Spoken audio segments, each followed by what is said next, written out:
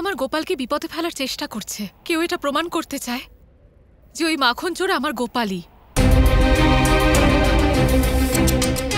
কিন্তু সে যতই চেষ্টা করুক না কেন, আমি তাকে সফল হতে দেব না।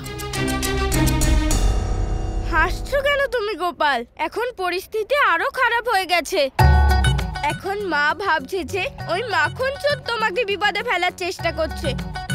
এবার মা তোমার উপর বিশেষ খেয়াল রাখবে, তারপর তো তোমার মাখন চোরের খেলা সমাপ্ত হয়ে যাবে। এই মাখন চোর খুবই চালাক দাদা, কিছু না কিছু উপায় নিশ্চয় বের করবে।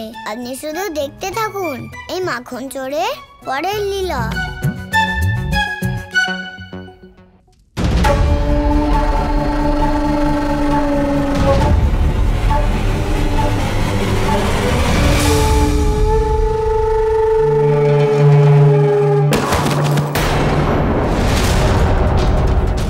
এই যজ্ঞতে যদি নরবলি দিতে হতো আজ, তাহলে তোমার আহুতি দিতাম দাস। ক্ষমা করুন মহারাজ। যাও, ক্ষমা করলাম, কিন্তু এই ফুলের মাসুল তোমায় অবশ্যই দিতে হবে।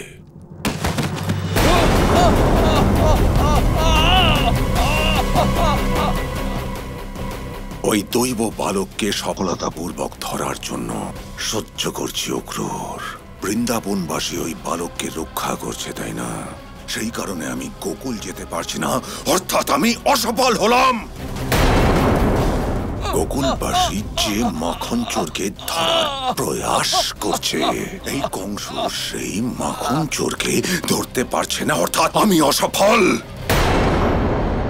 অর্থাৎ এই অসফলতার পিছনে ওই বালকের হাত রয়েছে।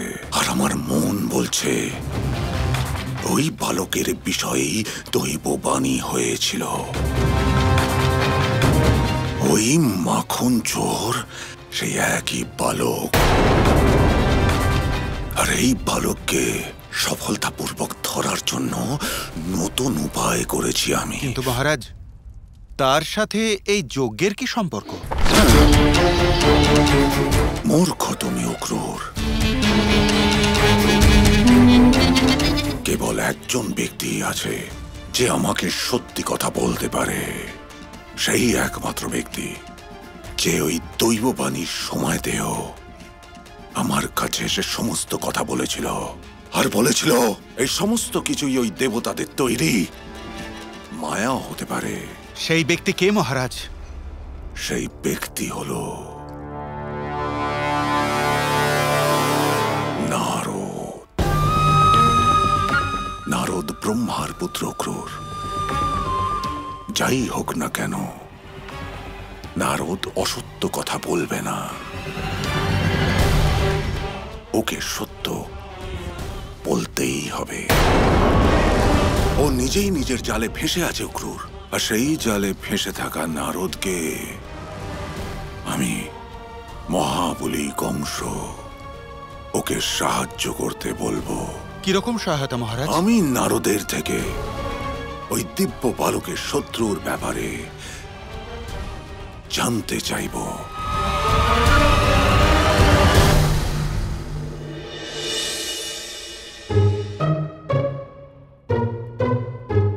গোপাল, উঠে পড়ো।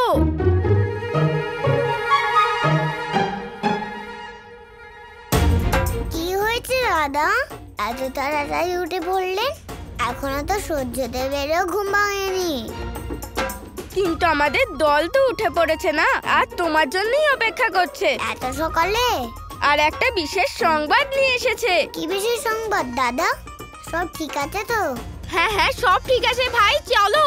সবসময় আমি আপনাকে বিপদে ফেলি, আর এবার আপনি নিজেই বিপদে পড়তে চাইছেন।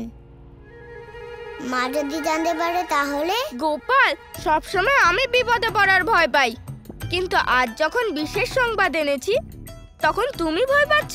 চলো চলো, এসো এসো।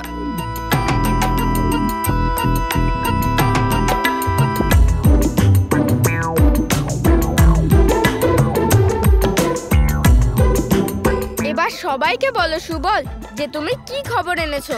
কাল যখন আমি গোকুলে ঘুরছিলাম তখন আমি একটা নতুন জায়গা দেখলাম যেখানে অনেকগুলো মাখনের হাঁড়ি ঝোলানো ছিল।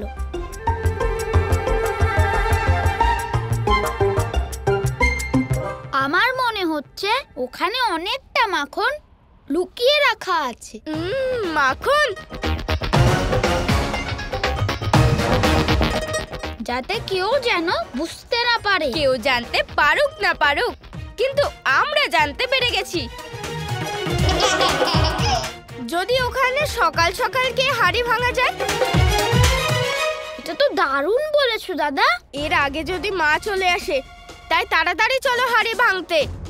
হ্যাঁ দাদা চলুন, কিন্তু যদি ধরা পড়ে যায় তাহলে তার পরিণাম ভোগ করতে হবে। গোপাল, আজ পর্যন্ত যখন ধরা পড়েনি, তখন সামনের দিনও ধরা পড়বো না। চলুন তাহলে। চলো চলো তাড়াতাড়ি যাই।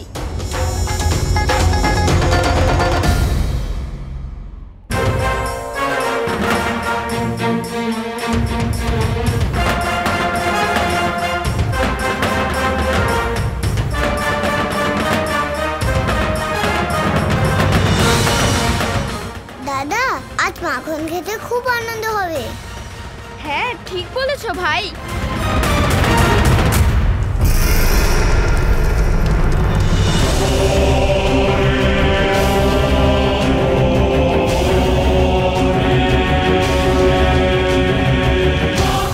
নারদ মুনি প্রকট হন,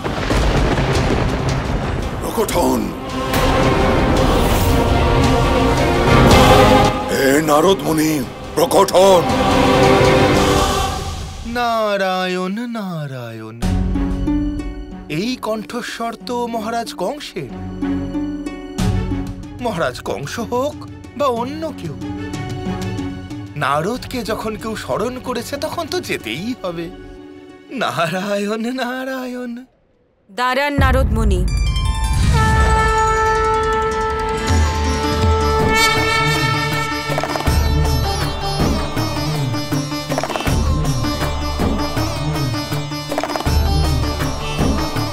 মহাদেব, মাতা, আপনারা দুজনে এখানে? অবশ্যই কোনো বিশেষ কার্য হবে, তার কারণ আজ এই নারদকে ওইখানে স্মরণ কংসও করছেন, আবার এইখানে আপনারা স্বয়ং আমার সঙ্গে দেখা করতে এসেছেন। বলুন প্রভু, এই অপ্রত্যাশিত আগমনের কেন প্রয়োজন পড়ল? আপনি কংসের সঙ্গে দেখা করতে যাচ্ছেন? মাতা, আপনি তো অন্তর্যামী, আপনি তো সবই জানেন, তারপরেও আমাকে প্রশ্ন করে কি লাভ? দেবর্ষি, প্রশ্নের প্রত্যুত্তরে প্রশ্ন করা উচিত না। উত্তর তো মাতা পার্বতীও জানেন, কিন্তু আপনার কাছে প্রত্যাশা করছেন। আপনি আগে প্রশ্নের উত্তর দিন। নারায়ণ নারায়ণ, অবশ্যই অবশ্যই প্রভু। আপনি তো সবকিছুই জানেন মুনিবর। কৃষ্ণকে ধরার জন্য কংস আপনার সহায়তা চান, সেটা জানা সত্ত্বেও আপনি ওখানে যাচ্ছেন। এই অখণ্ড ব্রহ্মাণ্ডে যদি কেউ নারদকে স্মরণ করে, তাহলে তার ডাকে সাড়া দেওয়া তো আমার ধর্ম, মাতা। কখনো কখনো অধর্মের আহ্বানকে উপেক্ষা করতে হয় মুনিবর। আপনার কর্মই নিশ্চিত করবে আপনি কার পক্ষে আছেন, ধর্ম না অধর্ম। এ আপনি কি বললেন মাতা? এই নিরপেক্ষ নারদকে আপনি পক্ষ নেবার কথা বললেন? গৌরী, দেবর্ষি তো ঠিকই বলছেন। উনি তো ওনার কর্তব্য পালন করছেন। কর্তব্য আমিও পালন করছি একজন বোনের, আর সেই কর্তব্যের কারণে আমি আপনার সম্মুখে আমার প্রস্তাব তো রাখতেই পারি, তাই না? যদি কংস আপনাকে এমন কোনো প্রশ্ন করে যার কারণে আমার ভ্রাতার কোনো সংকট হতে পারে, তাহলে আপনি সেই প্রশ্নের সঠিক উত্তর দেবেন না। যদি আপনি সঠিক উত্তর দেন, তা অনুচিত হবে মুনিবর।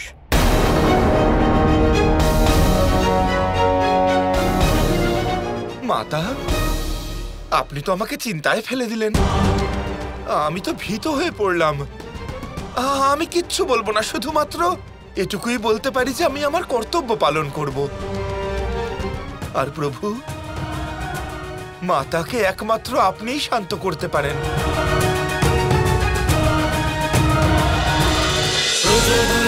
নন্দনা